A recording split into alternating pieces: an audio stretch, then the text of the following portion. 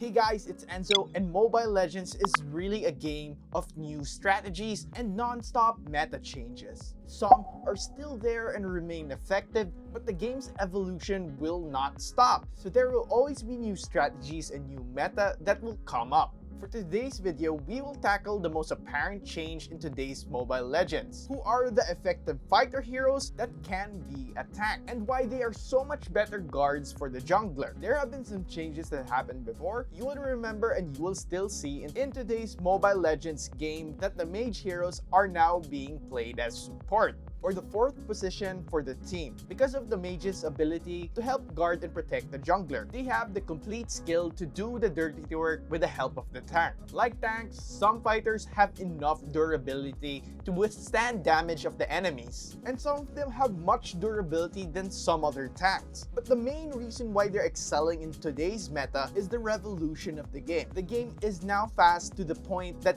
even before the first wave of minion comes, they begin to clash it out. When I was playing early seasons of Mobile Legends Bang Bang, it had less aggression as compared to the game now. Before, we were focusing in farming and making the marksman and the mid laner to be well equipped to conquer the game. That is why you must have a very reliable hero that can make big plays even just in level 1. I know some of you will ask, some tanks can also do it.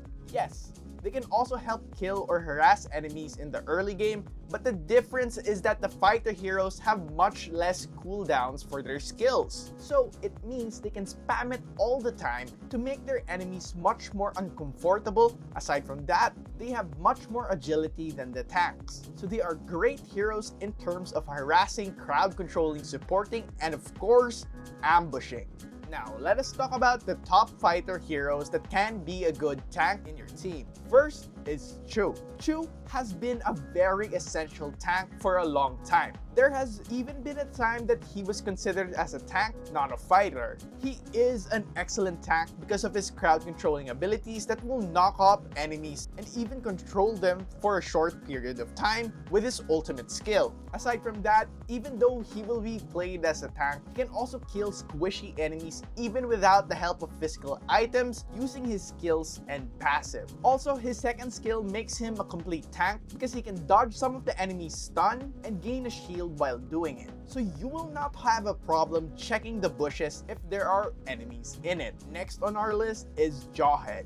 Jawhead is a legit fighter that can be a good damager when you want him to be. He can quickly kill enemies using his skills because they can deal massive damage. And that is why he can also be a great tank in today's meta. The main reason why Jawhead is considerably a good tank because he has the skills that can be automatic kill to the enemies. He can toss enemies into a designated location to burst them down with the help of his teammates. He can also use it to delay enemies from getting buffed. Aside from that, his first active skill is great to help clear minion waves, get objectives, and of course, to kill enemy heroes. Some also use it to steal enemy buffs in the early game. Overall, Jawhead is an excellent tank and can make a significant improvement in your team's lineup. Sylvana is the only magic dependent on this category. Even though she relies on magic damage, she is still a legit fighter hero that can be very reliable in killing enemies and setting them up. Plus, she can be so durable with the help of her second skill to give her plenty of shields. Sylvana's skills are almost all crowd control skills. Her first skill can stun enemies, her second skill can drain and slow down enemies, and her ultimate skill can lock up enemies in a circular area. That is all you get when you have her as your tank. You have damage, durability, and the best asset that she has as a tank is her ability to set multiple enemies, which is a game changer. Last but not the least, our very own Paquito. If your team's game plan is to be aggressive as early as the game starts, I would suggest you consider making Paquito as your team's tank. I think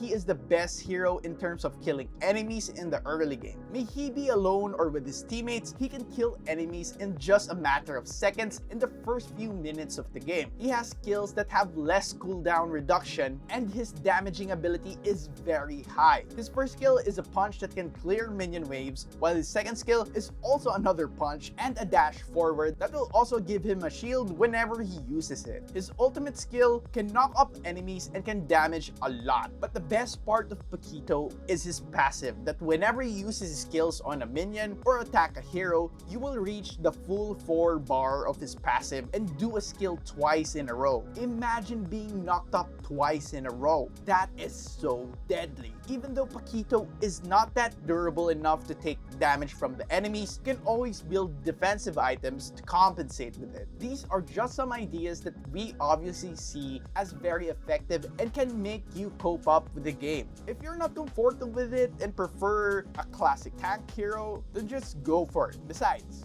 we have different views and opinions of the game, and we have different strengths and weaknesses. You just have to know which one fits you perfectly. Anyway, do you think fighter heroes are the new tanks? Leave your thoughts in the comment section below, and don't forget to like, subscribe, hit the bell icon, and don't forget to visit yugatech.com/gaming for more news, tips, and tricks. It's your boy Enzo, and stay safe.